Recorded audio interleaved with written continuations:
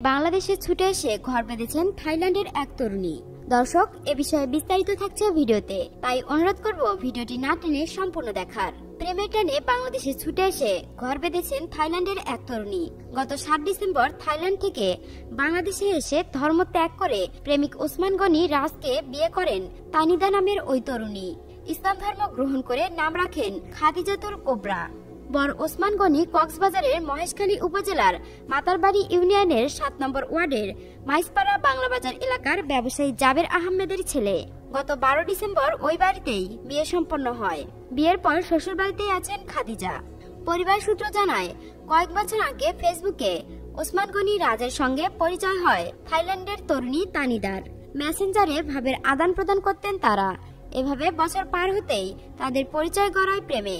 এ সূত্রে 2021 সালের জানুয়ারিতে মহেশখালী রাজের বাড়ি আসেন তানিদা। কিছুদিন অবস্থানের পর আবার ফিরে যায় দেশে। গত এপ্রিলে আবারও আসেন মহেশখালী। এরপর সর্বশেষ 7 ডিসেম্বর থাইল্যান্ড থেকে কক্সবাজারে আসেন তানিদা। এবার আর অপেক্ষা নয়, ধর্ম ত্যাগ করে ওসমান গনিকে বিয়ে করেন তানিদা। নাম পরিবর্তন করে রাখেন খাদিজাতুল কোবরা। স্থানীয় সূত্র জানায়, 5 ভাই ও 5 বোনের মধ্যে ওসমান গনি চতুর্থ। 7ম শ্রেণীতে ওঠার পর অভাবের কারণে পড়াশোনা বন্ধ হয়ে যায় তার। এক পর্যায়ে চট্টগ্রাম শহরে একটি মুরগি ফার্মে চাকরি নেন ওসমান। পরে ওই চাকরি ছেড়ে দিয়ে নিজ গ্রামে চলে আসেন। চাকরি নেন মাতারবাড়ি তাপবিদ্যুৎ প্রকল্পে। ওই চাকরি চলে গেলে 9 মাস ধরে বেকার ওসমান। ওসমান গনি বলেন, গত বছরের জানুয়ারিতে আমাদের বাড়িতে বেড়াতে আসে তানিদা। 14 দিন থাকার পর আবার নিজ দেশে ফিরে যায়। পরে বাবার অসুস্থতার খবর শুনে এপ্রিলে আবারও বাংলাদেশে আসে। সে যাত্রায় 7 দিন থাকে। অবশেষে গত 7 ডিসেম্বর বাংলাদেশে আসে এবং 12 ডিসেম্বর আমাদের বিয়ে হয়।